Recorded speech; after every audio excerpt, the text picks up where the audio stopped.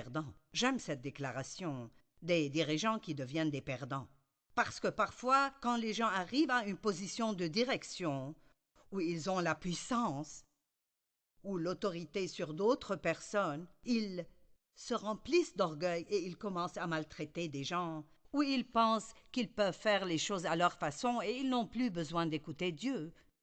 Et c'est là que les gens ont des problèmes. Et la Bible nous parle de personnes comme ça. Saul est tombé, le roi Saul est tombé à cause de l'orgueil. C'est une histoire très intéressante à propos de Saul. Samuel dit, « Lorsque tu étais petit à tes yeux, l'Éternel ne t'a-t-il pas oint pour que tu sois roi sur Israël ?» Il a dit, « Quand tu étais petit à tes yeux, Dieu t'a oint pour que tu sois roi sur Israël. » Mais après, si nous lisons tous ces passages, Saul a désobéi à Dieu tellement de fois et a fait ce que Dieu lui a dit de ne pas faire. Et c'était à cause de sa crainte de l'homme. Il avait peur de décevoir le peuple ou de perdre le peuple, donc il plaisait au peuple au lieu de Dieu. Et ensuite, il y a un point, et ceci est si triste. Dieu a dit au prophète Samuel, « Je regrette d'avoir fait de Saul le roi. » Vous savez quoi? Je ne voudrais jamais que Dieu dise « Je regrette d'avoir laissé Joyce avoir ce ministère télévisé et pouvoir parler à la vie de tellement de personnes. » Plus que tout, nous devrions vouloir l'approbation de Dieu dans nos vies.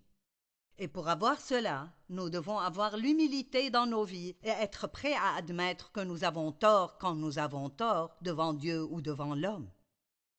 Nabuchodonosor était un autre exemple dans la Bible où cet homme a commencé vraiment bien et il a fini dans un tel pétrin.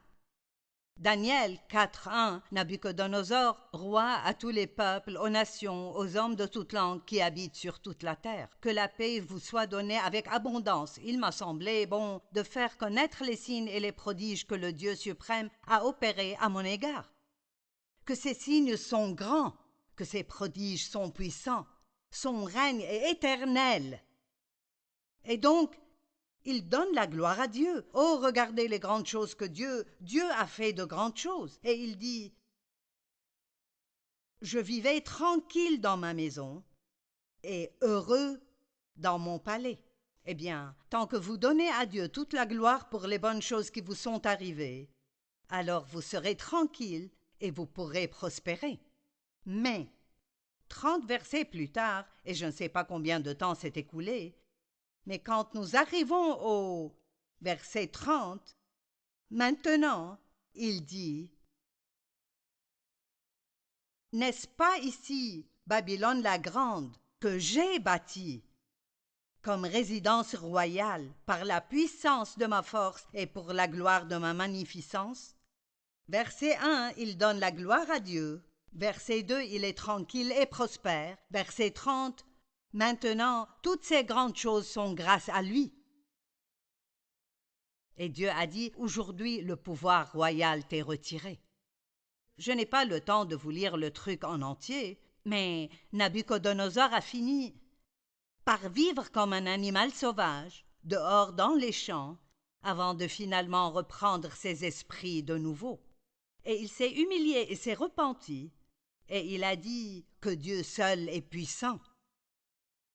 Et quand quelqu'un est orgueilleux, Dieu peut l'humilier, et il peut vraiment faire tout ce qu'il veut. Et donc Dieu lui a rendu son royaume, et il était meilleur qu'il ne l'était avant. Dieu merci pour son pardon.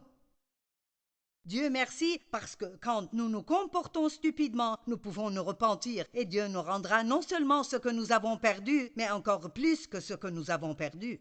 C'est là la bonté de Dieu.